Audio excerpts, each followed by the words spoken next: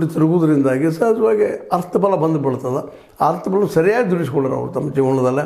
ಅದೇ ಕಾಲ ತಮ್ಮ ಕುಟುಂಬನೂ ಎತ್ತರಕ್ಕೆ ಒಯ್ದರು. ಜೊತೆಗೆ ದಾವಣಗೆರೆನ ಒಂದೇನು ಇಂಡಸ್ಟ್ರಿಯಿಂದ ಮುಚ್ಚಲ್ಪಡಿತು, ಬಟ್ಟೆ ಕೈಗಾರಿಕೆಯಿಂದ, ಆ ಸಂದರ್ಭದಲ್ಲಿ ಹೊಸ ಒಂದು ಶೈಕ್ಷಣಿಕ ರಂಗಕ್ಕೂ ಸಹಿತ ತಂದ ಶಿಕ್ಷಣ ಕ್ಷೇತ್ರದಲ್ಲೂ ತಮ್ಮ ಹೆಸರು ಮಾಡಿಕೊಂಡು ತಮ್ಮದೇ ಆದ ಯೂನಿವರ್ಸಿಟಿ ಆಯಿತು. ಎಲ್ಲರೂ ಏನು ಬೇಕೆಲ್ಲ ಮಾಡ್ಕೊಂಡವ್ರು.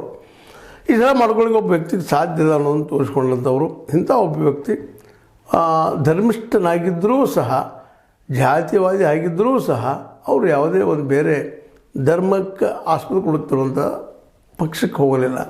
ಕಾಂಗ್ರೆಸ್ನಲ್ಲೇ ಉಳಿದ್ರು. ಕಾಂಗ್ರೆಸ್ನಲ್ಲಿ ಇವತ್ತು ಅಂತ್ಯ ಆಗ್ಯದ ಅವ್ರದ್ದು. ಅವ್ರ ಮಗನೂ ಸಹಿತ ಕಾಂಗ್ರೆಸ್ಸಲ್ಲಿ ಉಳಿಸ್ಕೊಂಡಿದ್ದಾರೆ. ಹೀಗೆಲ್ಲ ಒಂದು ರೀತಿಯಿಂದ ಇಡೀ ಕರ್ನಾಟಕಕ್ಕೆ ತಮ್ಮದೇ ಆದ ವ್ಯಕ್ತಿತ್ವ ಛಾಪನ್ನು ಕೊಟ್ಟುವಂಥ ನಮ್ಮ ಶಾಮನೂರು ಶಿವಶಂಕರಪ್ಪನವರು ಇವತ್ತು ದಾವಣಗೆರೆಯಿಂದ ಇಲ್ಲಾಗಿದ್ದ ಅಲ್ಲಿ ಒಂದೇನೋ ಖಾಲಿ ಅನ್ನುವಂಥ ವಾತಾವರಣ ನಿರ್ಮಾಣ ಆಗ್ಯದ. ಇಂಥ ವ್ಯಕ್ತಿ ಇವತ್ತು ಒಬ್ಬ ಏನಪ್ಪ ಅಂದ್ರೆ ನಶಿಸಿ ಹೋಗಿದ್ದ.